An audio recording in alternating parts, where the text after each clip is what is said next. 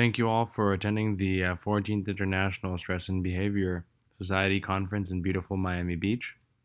It's a pleasure to present my study. Thank you, Dr. Kaluif, and for everyone who made this conference possible. I'm sorry I couldn't be there in person, but without further ado, I'd like to present my study of um, the views and management preferences of pre-procedural anxiety according to interventional radiologists.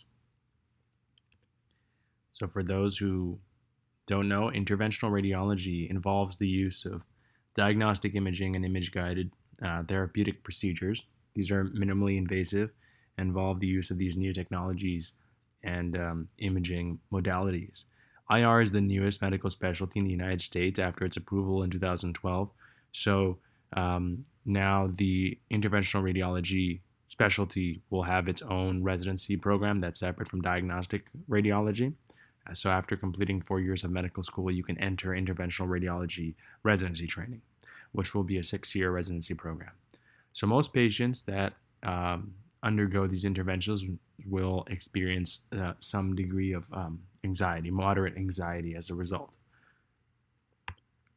Pre-procedural anxiety, therefore, is this integral component, and I think, at least how I define it, is that it's an anxiety experienced by an individual scheduled for one of these interventions, and it manifests itself once the intervention is scheduled, and then increases intensity up until the procedure itself. And this is distinct from a major psychopathology like generalized anxiety disorder. It's transient and localized to the pre-procedural period. So when discussing patient anxiety, peri-procedural anxiety consists of these three components: the pre-procedural anxiety, which is the subject of this study; intra-procedural anxiety, which is during the procedure; and post-procedural anxiety, which is afterward. So pre-procedural anxiety is similar to, and also similar to pre-operative anxiety, but there are some differences as well. Preoperative anxiety refers to those anxieties of a patient before they undergo a surgery. And it's more prevalent in patients who are scheduled for major surgery, and we know it affects the following outcomes, like anesthesia response, postoperative pain, analgesic consumption, and length of stay at the facility. But of course, with interventional procedures, these are minimally invasive. So most patients don't undergo general anesthesia or regional anesthesia. They're under sedation. So they're more aware and conscious and awake rather than patients who are under general anesthesia. So that makes the anxiety levels very important. These are usually ambulatory, they're day cases, so a patient does not stay in the hospital for multiple days. So there are these multiple differences between pre-procedural anxiety in interventional procedures versus pre-operative anxiety in major surgery, for example. So why do we care about pre-procedural anxiety? Well, it affects the patient's tolerance and satisfaction regarding the procedure, and it affects the patient's intra-procedural anxiety levels, susceptibility to pain, and sedation tolerance. So a highly anxious patient is going to perceive pain differently and require administration of additional sedative. And the more sedative you give, the more you risk complications. So this was designed to be an introductory study of the attitudes of interventional radiologists regarding how they view and deal with pre-procedural anxiety. So we developed the survey tool with the help of a multidisciplinary team of interventional radiologists, diagnostic radiologists, and psychiatrists. And we sent this anonymous electronic survey to members of SIR, the Society of Interventional Radiology, which is an international organization of just under 5,000 physicians, trainees, and mid-level providers like physician assistants and nurse practitioners. So our survey tool consisted of the demographic questions for location of work, level of training, years in practice, and primary practice setting. We also asked about the importance of pre-procedural anxiety. How important is it? How important is its management for your practice? How important is its management for the patients? And do you think it interferes with the delivery of healthcare? We also asked how assessment occurs of pre-procedural anxiety. So do you measure it at all? If yes, how do you measure it? And if not, do you measure it if it's raised by the patient? How do you manage pre-procedural anxiety was the subsequent question. So do you use patient education, familiarization with the facility prior to the procedure, permitting family members to be there to reduce anxiety? Do you rely on anxiolytic medication, or do you emphasize therapeutic or empathetic interaction with the patient? Or do you refer out to a mental health care provider like a psychologist or psychiatrist? Do you use traditional, complementary, or alternative medicine? Do you use some other kind of technique, or do you use no management for pre-procedural anxiety? And he also asked which entities were felt to have responsibility for managing pre-procedural anxiety and to what degree that responsibility was there. So are radiologists responsible and to what degree? Are primary care providers, so physicians who refer to radiologists, refer their patients to radiologists to receive these interventions, responsible? Are mental health care providers like psychologists or psychiatrists responsible? Are radiology nurses responsible? Are patients responsible or family members responsible? So the preliminary findings from 680 respondents shows well, we had our responses from the United States and also internationally, and most of our respondents were attending physicians, which means they had finished their training and were in practice. That's 70%, but we had 17% of the sample residents, and then 10% being fellows, and then 3% being mid-level providers like nurse practitioners or physician assistants. Among this sample, rather, most of them had been practiced for a relatively short time. From these statistics here, we excluded the trainees, so the residents and the fellows. So among the attendings, almost half were in practice for only 0 to 9 years, 26%, so about a quarter, 10 to 19 years, and the rest, 20 years or above.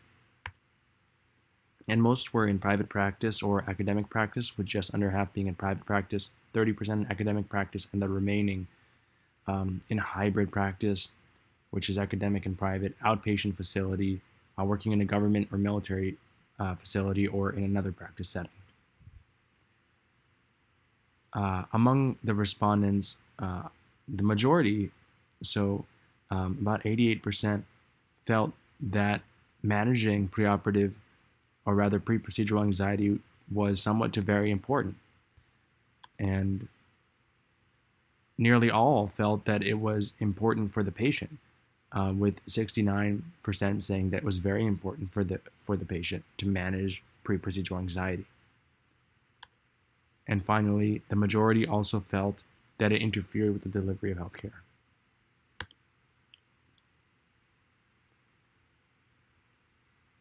%, however, did not measure or assess pre-procedural anxiety formally, which is the vast majority. Among the small group that did, most discussed it verbally, and few used a scale or survey. And among the majority who did not formally assess pre-procedural anxiety, the majority, however, would discuss it if it was raised by the patient. And among the methods that were used to manage pre-procedural anxiety in the primary practice setting, there were some clear preferences for patient education, with the majority preferring that, about 3/4 preferring anxiolytic medication, 64% preferring therapeutic or empathetic interaction with the patient, and just under half permitting family members to be present, familiarization with the facility, other techniques, referral to mental health care providers, traditional, complementary, or alternative medicine was preferred by a minority of respondents. In order to assess the responsibility of different entities to manage pre-procedural anxiety, we created a post hoc scale, 0 equaling no responsibility, 1 for some responsibility, and 2 for major responsibility. Radiologists consider themselves most responsible, followed by radiology nurses, and then patients. And then considerably less responsibility was allocated to the primary care providers, family members, or mental health care providers. So what we found was that most respondents did not discuss pre-procedural anxiety with their patients, despite acknowledging its importance to their practice in interventional radiology, and despite acknowledging its importance for their patients, and acknowledging that anxiety interferes with the delivery of care. Despite not formally assessing pre-procedural anxiety, they would discuss it if it was raised by the patients. So it seems that routine formal assessment of pre-procedural anxiety should be recommended in this case, because clearly most respondents feel that it's important and it interferes with care, but most don't assess it. And whether a new scale is necessary or a better means of assessing it is necessary, or whether the link between pre-procedural anxiety and these poor patient outcomes needs to be better defined to motivate interventional radiologists, that is an opportunity for future study. And respondents demonstrated a clear preference for patient education, anxiolytics, and empathetic interaction. These techniques have been studied pretty extensively in a variety of specialties and fields, including interventional radiology. In IR, however, other techniques have started to show quite a bit of promise. Hypnosis and using virtual reality or audiovisual techniques has been shown to reduce anxiety as well in the pre-procedural period. Anxiolytics, while preferred by a lot of radiologists, have some drawbacks. For example, anxiolytic medication interferes with the informed consent process. So in order to conduct one of these procedures, you do have to receive the consent from the patient. However, if you administer anxiolytic medication, then the patient will not be able to give consent. So you're only able to really administer medication in kind of the later part of the pre-procedural period, which means that it's not an effective way of dealing with the pre-procedural anxiety. Rather, it's effective in reducing intra-procedural anxiety. And respondents held radiologists most responsible, followed by nurses and patients. And this suggests that radiologists believe that the responsibility to manage anxiety is spread out among these different entities. And if so, everyone sort of needs to be on the same page to be able to properly assess, or rather properly manage it. So the future direction for the study is to see whether these views are kind of shared by radiology nurses and patients to effectively manage the patient's anxiety. So there's some limitations here. Of course, these are preliminary findings, and these views that were captured in the study might not be representative of the entire group of interventional radiologists practicing in the United States or abroad. So the future directions, of course, include the analysis of the final data set that might show something different, but we expect the results to be relatively consistent. So future studies should look on verifying the link between pre-procedural anxiety and sedation tolerance in interventional radiology procedures, because that would be a motivating factor to assess pre-procedural anxiety formally, and determine which techniques or combination of techniques best reduce pre-procedural anxiety, even though patient education, anxiolytic medication are useful. A combination of techniques, particularly hypnosis and VR techniques, might be useful in reducing pre-procedural anxiety when used in combination. And finally, to study the views of patients regarding pre-procedural anxiety as well as radiology nurses would go a long way to make sure that all parties are on the same page. Thank you again for listening to this presentation and for attending the conference. It's been an honor and pleasure to present, so thank you again and have a wonderful day.